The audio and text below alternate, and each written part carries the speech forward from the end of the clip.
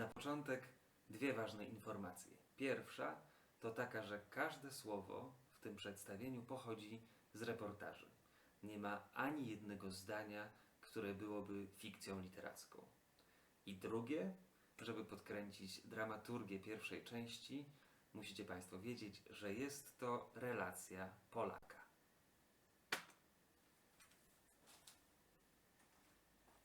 Gniewczyna w gminie Tryncza, powiat Przeworsk, województwo podkarpackie. W każdej sprawie, choćby najprostszej, najzbawienniejszej, muszą członkowie gminy tej i jedni i ci sami gniew czynić. To ich żywioł, ich ideał. To dowód namacalny i źródło, początek i przyczyna nazwy gminy miejscowej Gniewczyna. W dniu wybuchu wojny pewien starszy już rolnik na pytanie, co z nami będzie, gdy przyjdą tu Niemcy, odpowiedział: Hitler zrobi porządek z Żydami. Niechęć do miejscowych Żydów nie wynikała z odmienności języka, kultury czy obyczajów, bo ci ludzie schłopieli. Zachowywali się, mówili i wyglądali zwyczajnie, jak ich katolicy współmieszkańcy. Dotykał ich antysemityzm religijny. Księża podczas wielkopiątkowych modlitw odczytywali opisy męki Jezusa.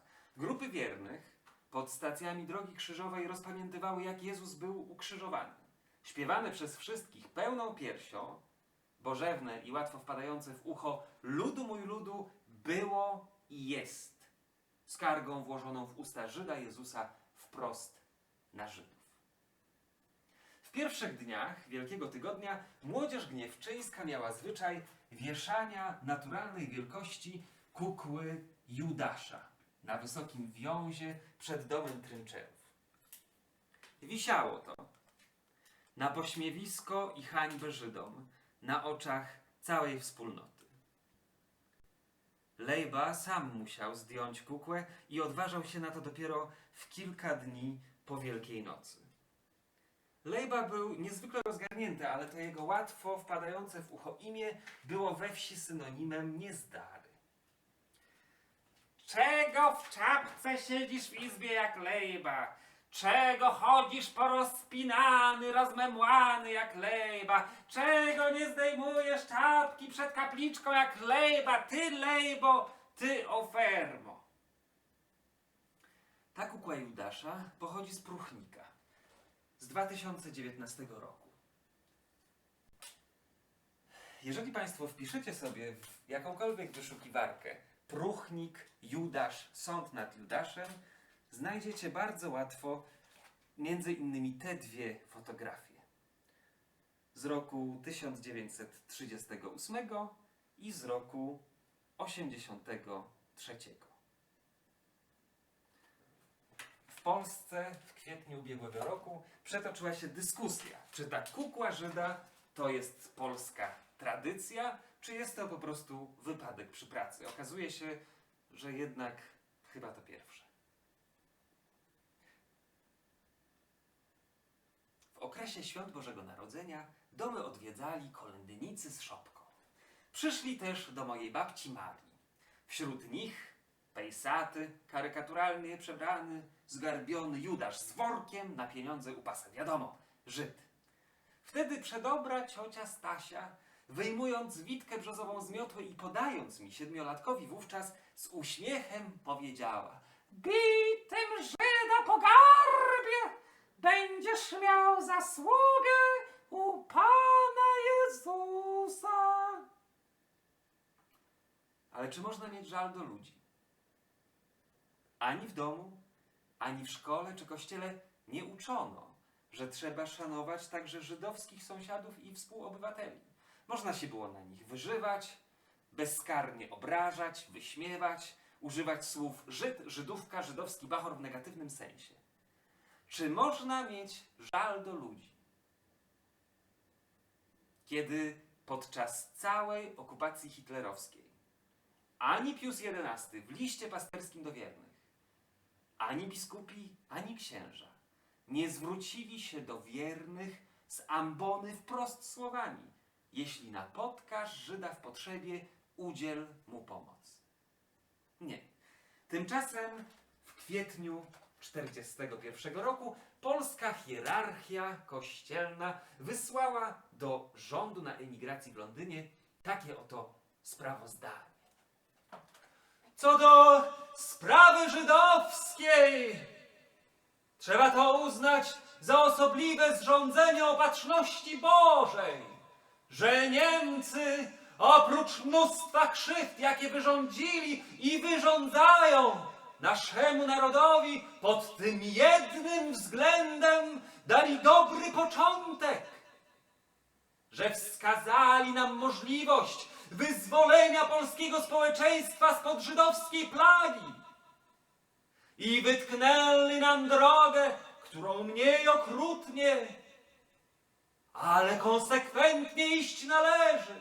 Jest to wyraźnie zrządzenie Boże, że Niemcy sami przyłożyli ręki do rozwiązania tej palącej kwestii, bo naród polski miękki i niefrasobliwy nigdy nie byłby się zdobyć do energicznych kroków w tej sprawie niezbędnych.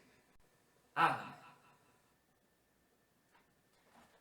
U wspomnianej babci Marii znalazłem na strychu miesięcznik katolicki.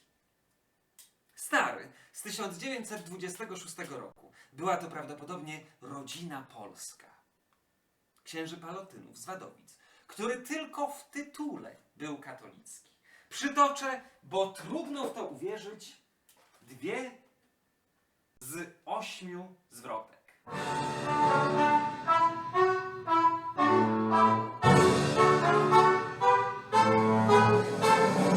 Żyd nasze miasta i wsie zawojował, handel i przemysł zabrał w swoje ręce, nawet czelnie wyższe opanował i kraj pokrążył w ubóstwie dręce.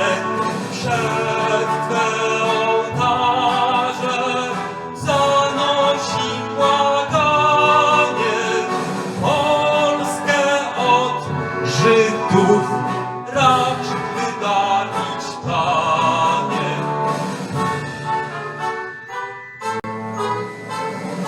Żyd sieje bez wstyd i ludność rozpaja, karczmy i domy rozpusty otwiera, bolszewizm szczepi, Polaków rozdwaja, mienie i rozum i zdrowie odbiera.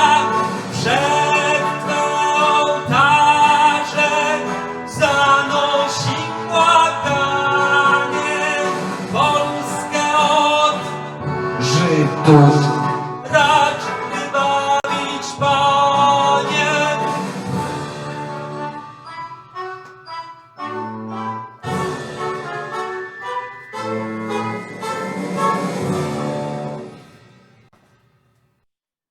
Dlatego widząc, co się dzieje, ale nie w Polsce, tylko w Niemczech, wszystkim znana karmelitanka Teresa Benedykta od Krzyża, Żydówka Edyta Stein, napisała w marcu 1933 roku do Piusa XI dramatyczny list. Wszystko to, co zdarzyło się i co wydarza się codziennie, pochodzi od rządu, który określa się chrześcijańskim. Nie tylko Żydzi, ale również tysiące katolików w Niemczech, wierzę także, że i w całym świecie, oczekują i mają nadzieję, że Kościół Chrystusowy zabierze głos przeciwko takiemu nadużyciu imienia Chrystusowego. Czy dostała kiedykolwiek odpowiedź? Nie.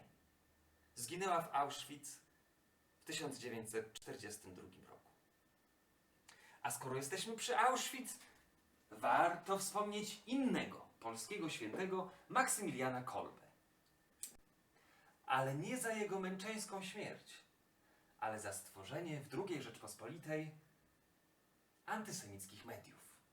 Na łamach Rycerza Niepokalanej i Małego Dziennika można było między innymi przeczytać: żydostwo stacza się coraz niżej.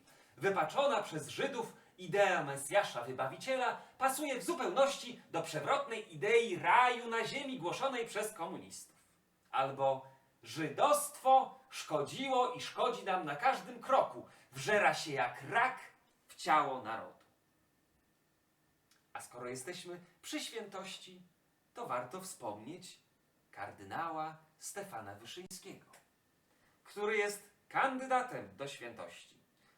Miał zostać świętym w czerwcu, ale w obecnej sytuacji epidemiologicznej pewnie odbędzie się jego kanonizacja później. Wszystkie te cytaty możecie Państwo znaleźć w internecie. Wystarczy wpisać kardynał Wyszyński, antysemickie wypowiedzi. Ja przytoczę tylko jedną, która według mnie jest najstraszniejsza. Zasady wychowawcze nacjonalizmu niemieckiego są wzorcem dla innych narodów. W nacjonalizmie odbija się dusza Niemiec. Z niczym się to Państwu nie kojarzy? Może z księdzem już emerytowanym od niedawna, Leszkiem z Gdańska, a może byłym księdzem Jackiem z Wrocławia, a może Romanem z Bydgoszczy, a może Antonim z Poznania, a może słynnym w całej Polsce Markiem z Krakowa. Wróćmy do Gniewczyny. Wiosną 1942 roku Niemcy przystępują do rozwiązania kwestii żydowskiej, do ostatecznego rozwiązania kwestii żydowskiej. W maju tego samego roku w Gniewczynie szef Ochotniczej Straży Pożarnej oraz aktywiści straży, sołtysi z obu części wsi łańcuckiej i trynieckiej wraz z pomocnikami oraz bezideowe skrzydło ruchu oporu urządzili obławę na miejscowe rodziny żydowskie, wyłapując większość dorosłych i dzieci z 8 rodzin. Nie było to trudne, bo od 2 lat ich macali. Wsadzili żydowskich nieszczęśników na wozy, jak świnie i cielęta, i zawieźli do domu Lejby i Szangli Trynczerów, znajdującego się w środku wsi, w bliskim sąsiedztwie kościoła i plebanii, niedaleko szkoły. Uwięzili wszystkich w ciemnej komorze. Łudzili więźniów, że pozostawią ich przy życiu, jeśli oddadzą złoto, pieniądze oraz powierzone u zaufanych ludzi na przechowanie buty, ubrania i inne rzeczy. I jeśli dzieci nie będą płakać, a dorośli stawiać oporu. Ciekawskich i litościwych informowano, że taki jest rozkaz Gestapo. I uwaga, Gestapo w Gniewczynie nie było. Nie było nawet granatowej policji.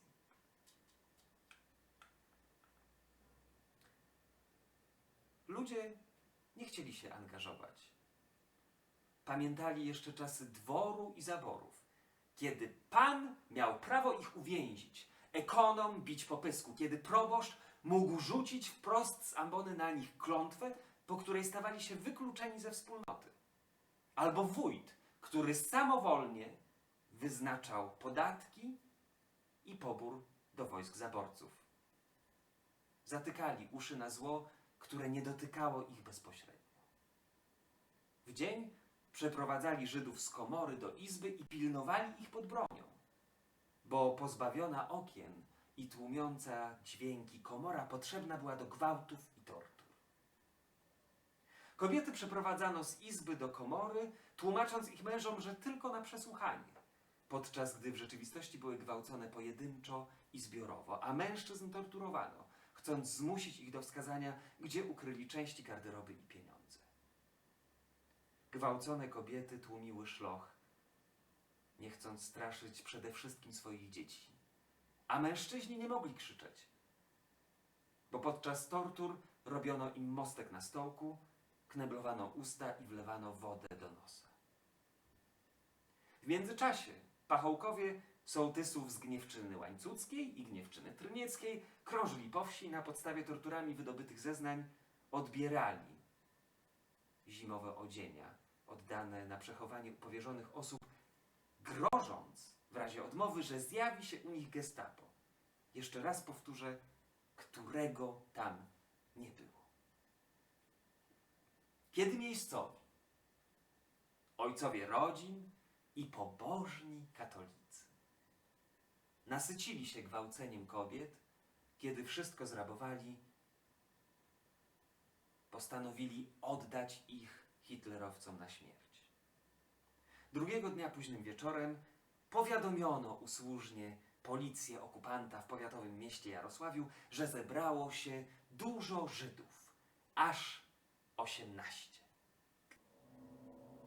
Trzeciego dnia przed południem przyjechało 4 żandarmów w hełmach z karabinami.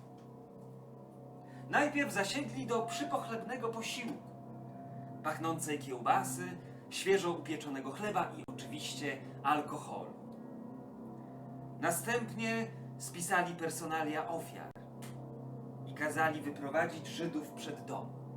Dół za domem Trynczerów od strony wschodniej był już gotowy. Miejsce było świetnie wybrane, niewidoczne dla przechodniów. Pierwszy poderwał się Lejba, jakby w nadziei, że ochoczą ofiarą ze swego życia uratuje rodzinę. Był boso, w podartej koszuli i starych kalesonach, bo przecież buty i łachy nie będą już Żydom potrzebne.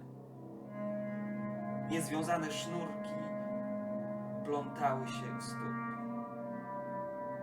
Zrobił krok do przodu i już się pochylił, gdy kolbą karabinu odrzucił go hitlerowski morderca i lufą wskazał na dzieci. Najstarszy chłopiec bez sprzeciwu zrobił kilka kroków,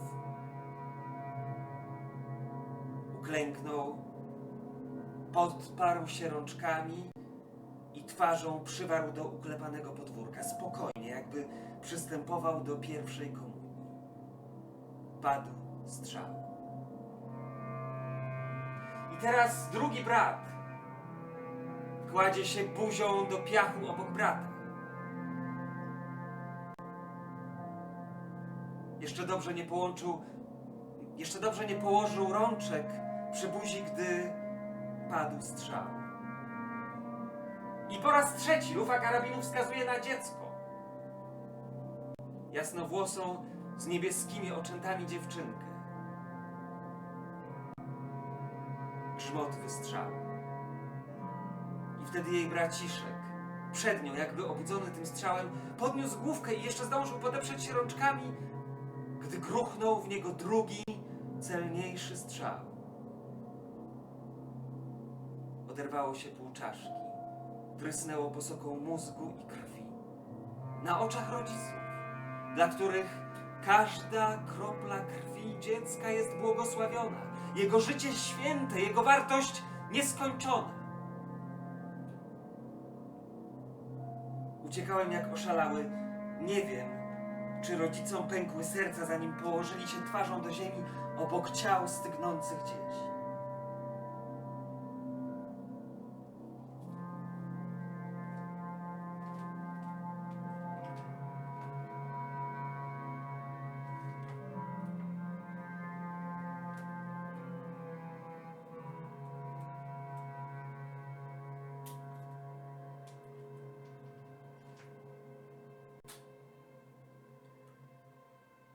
Dzisiaj nikt ich nie wspomina. Nie wspominamy imion dzieci, Salci, Aronka czy Abramka, ani imion ich rodziców, Racheli, Szangli, Lejby czy Hersza. Mówimy Żydy, jako bezimiennym tłumie. Ludzkiego traktowania pamięci o ofiarach wymagamy jedynie od sprawców katyńskiego mordu. Ubolewamy, że w Kuropatach nie zidentyfikowano 3870 ciał polskich jeńców, że nie upamiętniono ich imiennymi tabliczkami. A nie chcemy ujawnienia prawdy o naszej kolaboracji prześladowaniu, ograbianiu i mordowaniu polskich Żydów. Nie chcemy ani ich identyfikacji, ani upamiętnienia, ani rehabilitacji.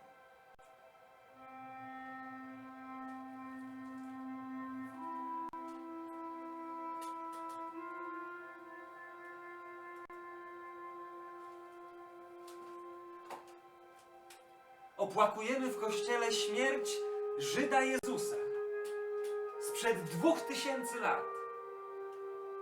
Zwracamy się słowami pod Twoją obronę do żydowskiej Matki Jezusa.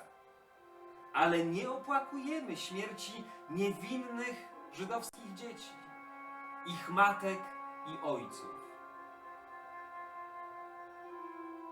Żyd Jezus nie przekazał nam w testamencie nienawiści do Żydów, lecz przykazanie,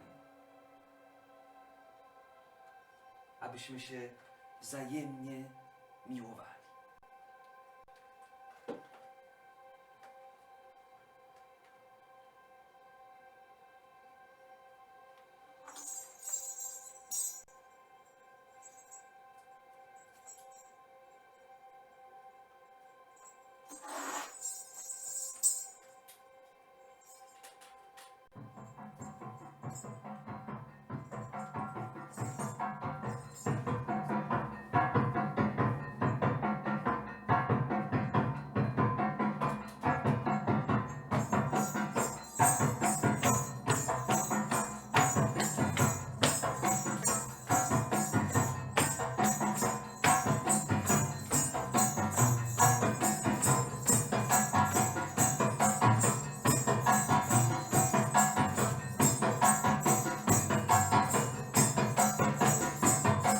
Witajcie w Rwandzie, kraju tysiąca wzgórz i miliona uśmiechów!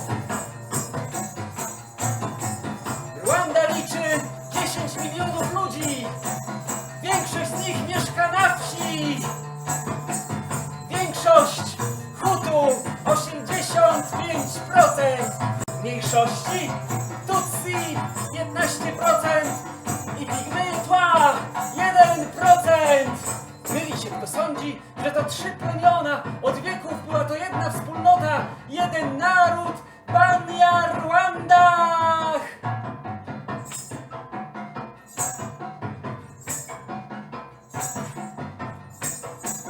Tutsi, arystokracja, Hutu, chłopi, Tła, służących.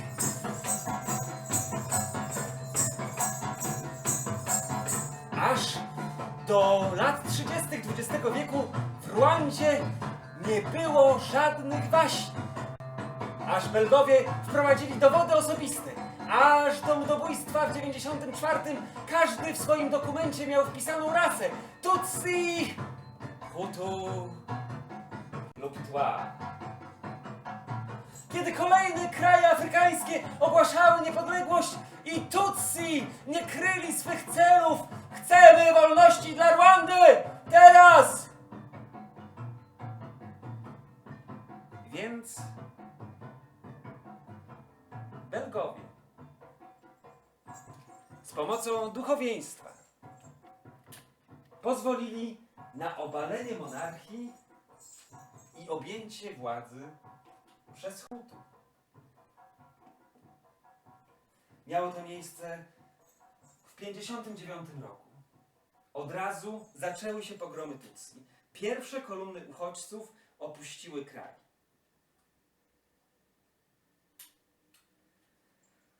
W 1962 roku Hutu ogłosili niepodległość Rwandy. Nauczyciele wchodzili do klasy i zaczynali od Tutsi wstać. Przypatrzcie się i zapamiętajcie, tak wyglądają insekty, tak wyglądają karaluchy. Minęło ćwierć wieku, kiedy dzieci pokolenia emigrantów z 1959 roku, dorośli już i silni mężczyźni Tutsi, założyli w sąsiedniej Ugandzie Rwandyjski Front Patriotyczny. Cel był jasny, odzyskać kraj. Ofensywa ruszyła w październiku 90 roku. Władze z pomocą mediów i duchowieństwa budowały atmosferę strachu. Za państwowe pieniądze sprowadzono kontenery z Chin pełne tanich, błyszczących maczet. Miało to być 581 000 kilogramów maczet. Rusza Radio Tysiąca Wzgórz i na okrągło potęguje strach. Idą na nas węże, idą karaluchy, zgwałcą nasze kobiety, zabiorą naszą ziemię, wytłuką nas. Powstaje milicja Interahamwe. W jej skład wchodzą zwykli ludzie, robotnicy, chłopi, bezrobotni. Interahamwe oznacza jedność albo działajmy razem. Setki tysięcy Hutu zjednoczyły się wokół jednego celu: zetrzeć Tutsi z powierzchni ziemi.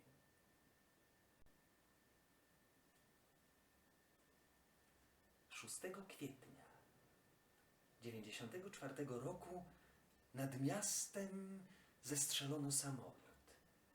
Leciał nim prezydent kraju.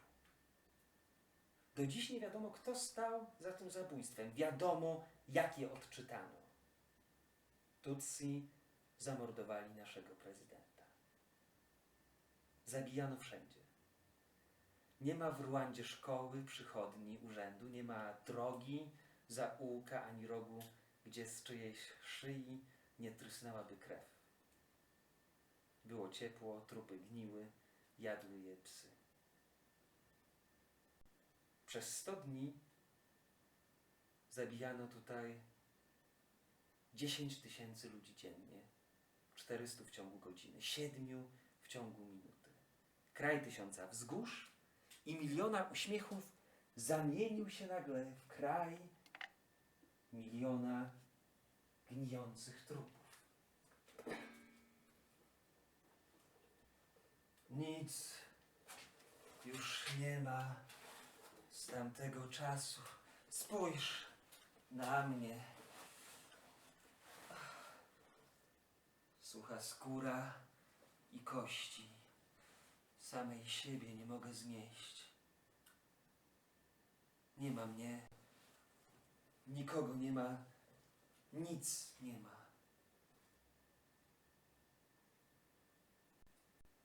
Stop.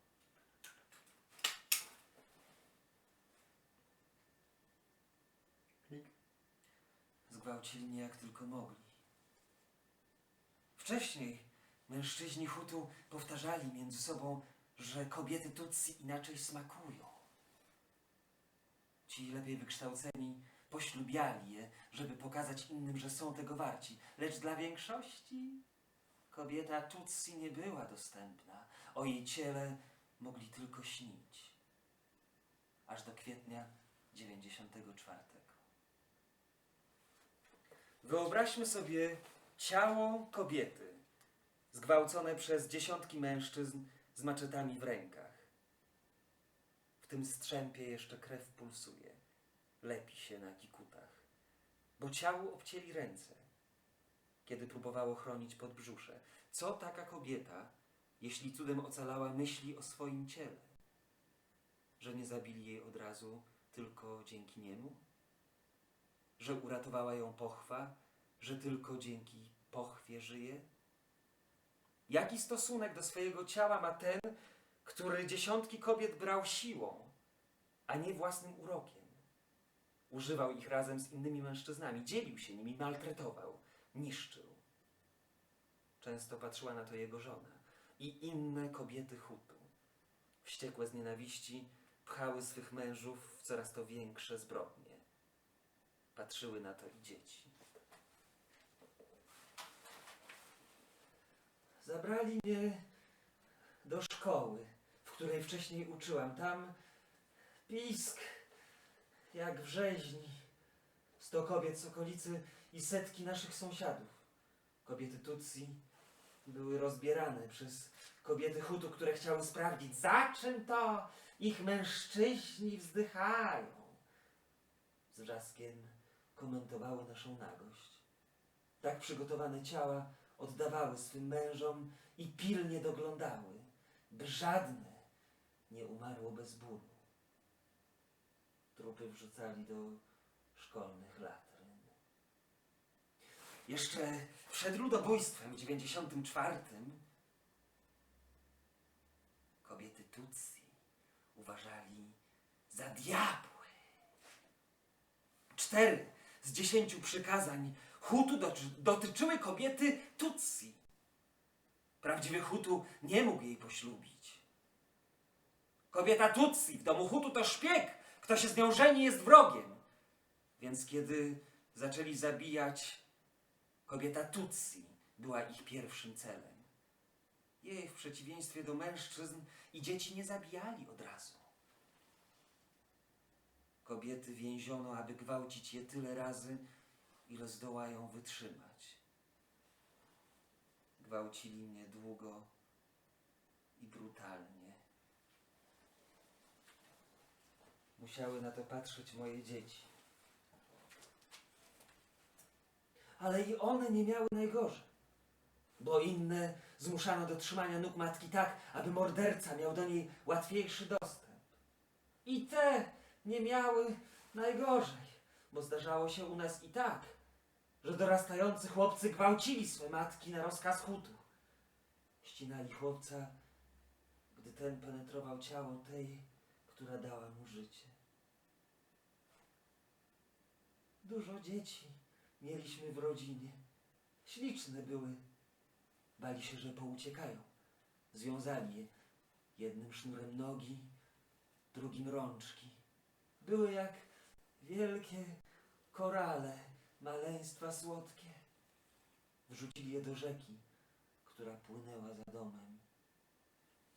Chciałabym tylko wymazać z głowy ich pisk. I jeszcze pisk mojej kuzynki nie była zbyt ładna, więc zgwałcili ją pniem bananowca zaostrzonym przez kobiety Hutu. Ustawili mężczyzn i dzieci w 20 długich, równoległych kolejkach. Do 20 interahamły. Każdy trzymał w ręku maczetę i uderzał nią w kark. Następny i następny. Sterta ciał rosła i rosła. Każdy chciał być jak najszybciej już po tamtej stronie. Wieczorem przyjechały ciężarówki. Pozbierali ciała i zabrali je do jeziora. Co dzień pijemy tę wodę.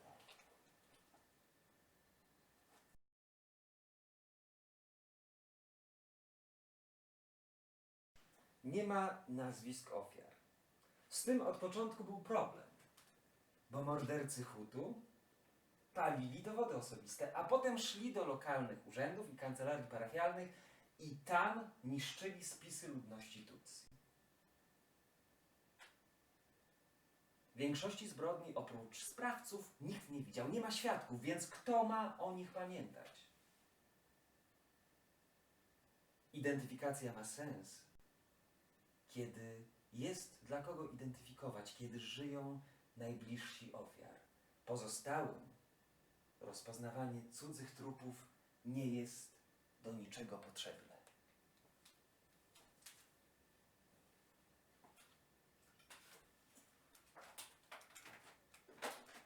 Krzyczał przez 45 minut, a my siedzieliśmy na górze i słuchaliśmy. To inny krzyk niż przy zwykłym biciu. To krzyk człowieka, który wie, że do śmierci zostało mu tylko kilka minut. Nie da się tego powtórzyć, ani usłyszeć niczego podobnego w żadnych innych warunkach. Ujrzałem go wychodzącego z korytarza. Był cały pokryty krwią i olejem. Wtedy zmuszono mnie, żeby pochylił się do jego krocza i powiedziano mu, że ma odkryć jego genitalia. Było słychać przeraźliwy krzyk. G wyprostował się, miał pełne usta, były całe we krwi i oleju. Minęło trochę czasu.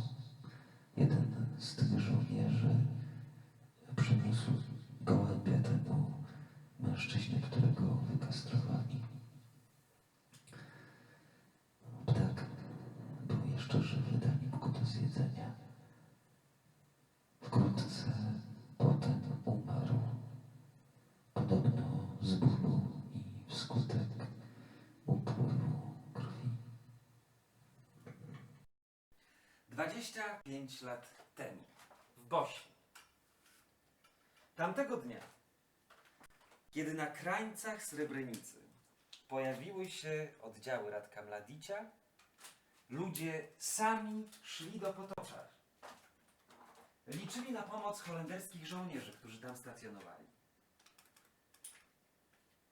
Ci przegonili cywilów szukających schronienia i bezczynnie przyglądali się, jak oprawcy Mladicia oddzielają mężczyzn od kobiet. Kobietom i dzieciom kazano iść na prawo, mężczyznom na lewo. O tym, czy chłopiec jest jeszcze dzieckiem, decydował sznurek zawieszony na wysokości 150 cm. Który chłopak był wyższy, tego odbierano matce. Kobietom zrywano złote łańcuszki i zdejmowano obrączki. Wśród bośniackich Serbów kobiety rozpoznawały sąsiadów, kolegów ze szkoły i z pracy. Dzieci rozpoznawały swoich nauczycieli. Niektóre dziewczyny, te ładniejsze, brali gdzieś na bok. Wracały po jakimś czasie i z trudem, z pomocą sąsiadek, wsiadały do autobusów i na ciężarówki. Wysadzili je po zmroku, 10 kilometrów przed linią frontu. Zamieszkały w namiotach na lotnisku. Miesiąc później usłyszały w miejscowym radiu, że w okolicach Srebrenicy amerykański satelita sfotografował duże pola świeżo ruszonej ziemi. Wiosną następnego roku dowiedziały się, że pracują tam ekipy Trybunału Haskiego. Pod świeżo ruszoną ziemią znaleziono 3,5 tysiąca ciał. O pozostałych kilku tysiącach radio nie wspominało. Potoczary, scena straszliwej tragedii, stały się pierwszym miejscem w Republice Serbskiej, gdzie zbrodnia bośniackich Serbów została upamiętniona w fizycznej, widomej postaci. Cmentarz. Prostokąt długi na kilometr, szeroki na 300 metrów, zbudowano obok asfaltowej drogi. Na tym samym polu, na którym w tamtych dniach od 12 do 17 lipca 1995 roku muzułmańscy mężczyźni czekali na śmierć. Obok drogi, którą przez dziesięciolecia ofiary i kaci jeździli do szkół, do zakładów pracy, na dancingi, do miasteczka obok. Prócz miejsc tak znanych jak Srebrenica czy Sarajewo, wiele innych zostało skalanych zbrodnią, ale kto pamięta o nich i o wielu, wielu innych? Srebrenica jest jedynym przykładem udowodnionego ludobójstwa w całej powodzi zbrodni, która zalała kraj podczas wojny w Bośni w latach 92-95. Tysiące muzułmanów zamordowano, a dziesiątki tysięcy wygnano lub zmuszono do ucieczki.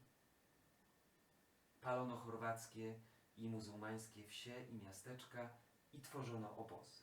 Jak choćby obozy koncentracyjne. Omarska, Tyrnopolie, Maniacza czy Karaterm. Znany z brutalnych gwałtów w słynnym hangarze trzecim, w którym zmuszano mężczyzn, aby w różnych pozycjach i na różne sposoby gwałcili się nawzajem.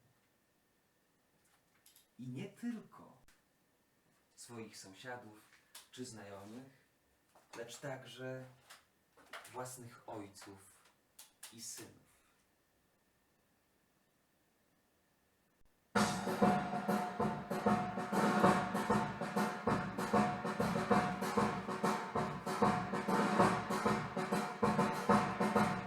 Wśród zachodnich naukowców istnieje groteskowa szkoła rewizjonizmu, podobnie jak w przypadku Holokaustu, dotycząca wojny w Bośni, szczególnie w odniesieniu do Srebrenicy i obozów. Wbrew temu, co twierdzą bośniacy Serbowie i ich zwolennicy na Zachodzie, zostało dowiedzione na podstawie zawartości masowych grobów, że większość z 70 000 zabitych i 30 000 uważanych pod koniec wojny nadal za zaginionych stanowili bośniaccy muzułmanie.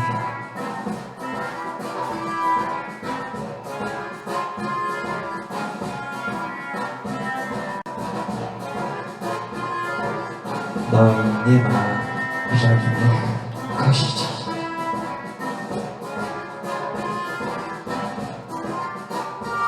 Zaledwie kilka tygodni po ukryciu ciał swych ofiar w zbiorowych grobach na terenie całej Bośni,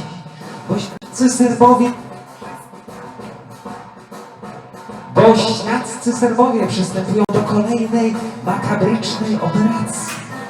Postanawiają wykopać i przenieść ciała swych ofiar, aby w ten sposób ukryć dowody swoich zbrodni.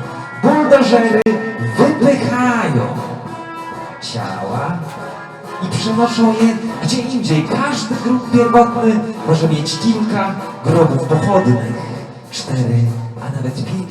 Ciała są mocno rozczłonkowane.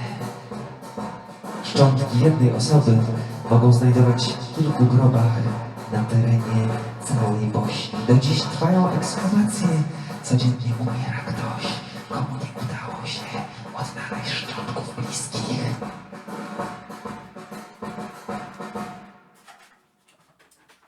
W 2017 roku niezależna rosyjska Nowaja Gazeta alarmuje, że w miejscowości Argun w Czeczenii utworzono tajne więzienia przypominające obozy koncentracyjne.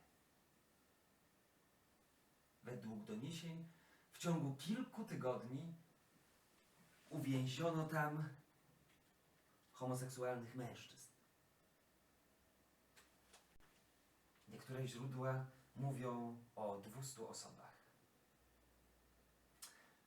Ramzan Kadyrow z woli Putina od 2007 roku absolutny władca Czeczenii mówi, że żadnego takiego obozu w Czeczenii być nie może, bo geje tam po prostu nie występują. A jeżeli są, to należy się ich pozbyć, bo nie są ludźmi, są diabłami. Należy oczyścić czeczeńską krew. Ramzan Kadyrow jest również przywódcą religijnym. Osobiście instruuje przywódców religijnych oraz wiernych na temat właściwej interpretacji nakazów i zakazów wiary. Wymyślił m.in. kształt brody, która obowiązuje teraz w Czeczenii, albo wprost zachęca krewnych osób homoseksualnych do korzystania z drogi zabójstw honorowych. Pretekstem do fali zabójstw miały być wnioski o zgody na parady równości. W rządzonej przez homofobów Czeczenii takie wnioski to świętokradztwo. W Czeczenii posłuszeństwo jest brutalnie wymuszane pod hasłem obrony tradycji i tradycyjnych wartości, a te polegają między innymi na prymitywnym rozumieniu męskości.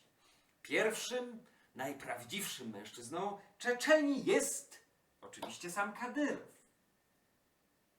który świętował swoje 40. urodziny, oglądając synów na ringu mieszanych sztuk walki. Każde odstępstwo od tak pojmowanej męskości jest zdradą. Oznacza bycie zdrajcą osłabiającym całe społeczeństwo, a za to należy się najsurowsza kara. O tym, że ktoś jest gejem, funkcjonariusze dowiadują się najczęściej z donosu od członka lokalnej społeczności, rodziny lub klanu. Czego od nich chcą? Po pierwsze, aby przyznali się, że są gejami. Po drugie, aby przekazali kontakty telefoniczne i inne do innych osób, które też są gejami. Następnie na wideo zapisywane są szczegóły z ich życia seksualnego. Są zmuszani do opowiadania o tym. Następnie są torturowani prądem. Podłącza się go do uszu i nadgarstków. Torturowani są też głodem. Jeśli przeżyją, wzywane są rodziny. Stawiają człowieka i rodzinę i to też nagrywają. I opowiadają szczegóły. Ten spał z tym, ten z tamtym, ten robił to i to, ten robił tamto. Następnie odbywa się procedura zawstydzania. Kogo wy wychowaliście? Jak to jest możliwe? Przecież jesteście Czeczenami. I wtedy rodzina może powiedzieć: ta osoba nie jest już członkiem naszej rodziny. Nie chcemy już mieć z nią nic wspólnego. Zróbcie z nim, co chcecie. I wtedy funkcjonariusze dostają przyzwolenie na zabicie tej osoby. Albo rodzina mówi: my załatwimy to we własnym gronie. I zabijają sami.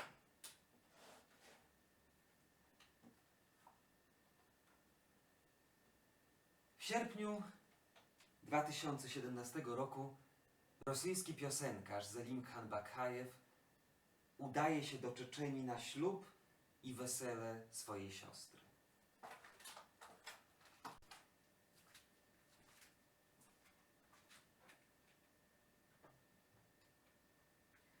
Jednak już po kilku godzinach nie ma z nim kontaktu. Znika jego konto na Instagramie, telefon nie odpowiada. Okazuje się, że Zelimkhan Bakhajew został aresztowany już 3 godziny po przybyciu do Groznego. 10 godzin później już nie żył. Bezpośrednią przyczyną śmierci były liczne rany i obrażenia wynikłe podczas tortur. Zelimkhan Bakhajew planował wyjechać z Rosji do Londynu jesienią. Nie zdążył. Miał zaledwie 25 lat.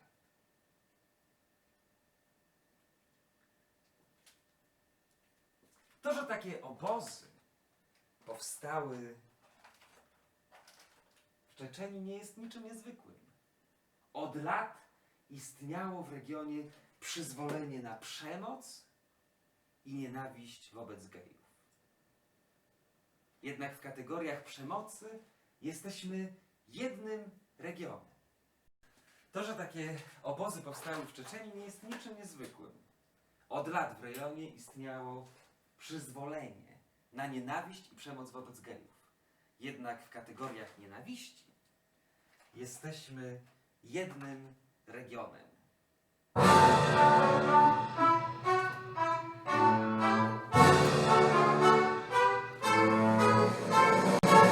Czy ktoś z Państwa słyszał o jakimś wybitnym polskim homoseksualiście, filozofie, pisarzu, aktorze, a może historycznym władcy?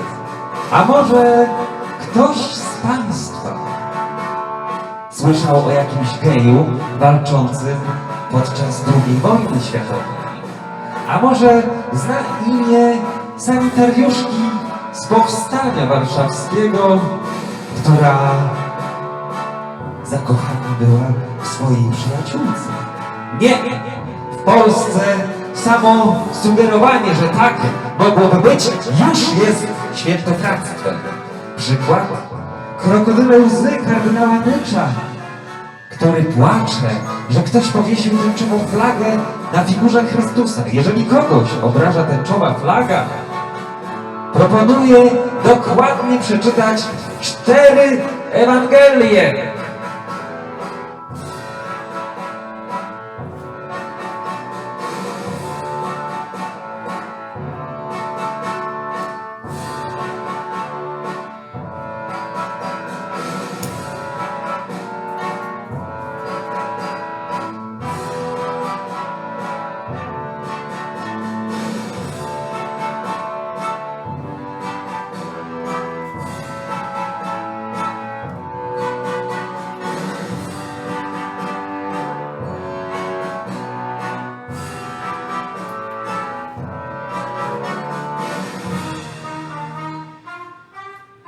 A może ktoś z Państwa słyszał o strefach wolnych od LGBT? Już 33% Polski jest wolna od LGBT, a wiceminister aktywów państwowych proponuje, aby całą Polskę uczynić strefą wolną od LGBT.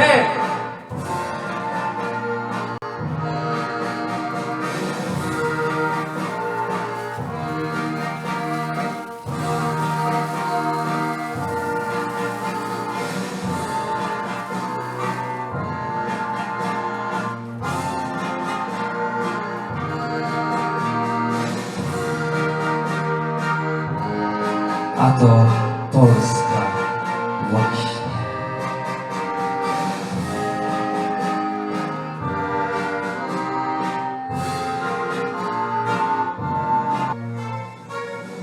Boże Wszechmocny i Ty, Matko Święta, korony polskiej, przeczysta królowo, Polska chce zrzucić te ohydne pęta, chce być naprawdę wolną, wolną narodową. Przed Twe ołtarze zanosi błaganie, Polskę od pedałów racz wybawić, Panie.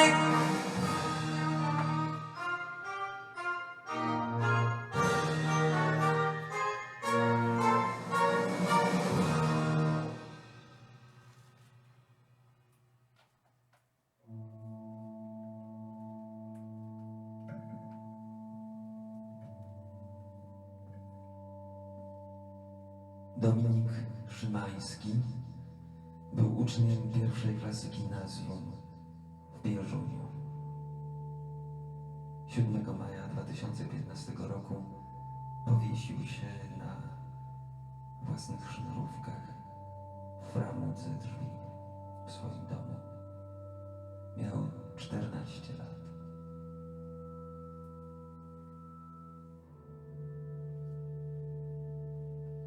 Kacper Zasada miał również 14 lat.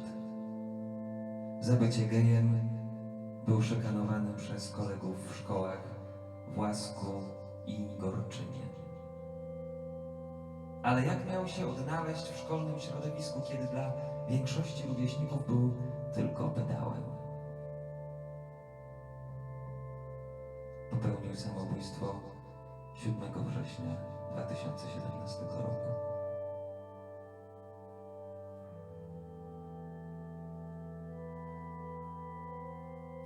Milo Andrea Mazurkiewicz była transseksualną aktywistką LGBT.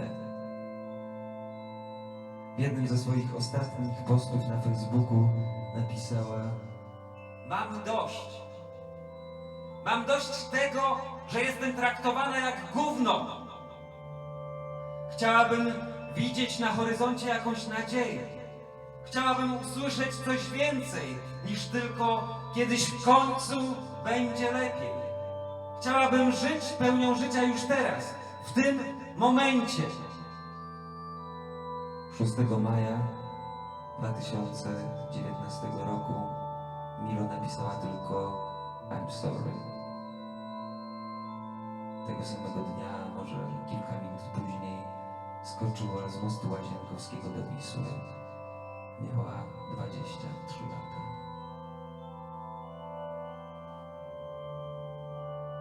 Michał Dębski był modelem. Pracował między innymi w Chinach, Japonii i we Włoszech.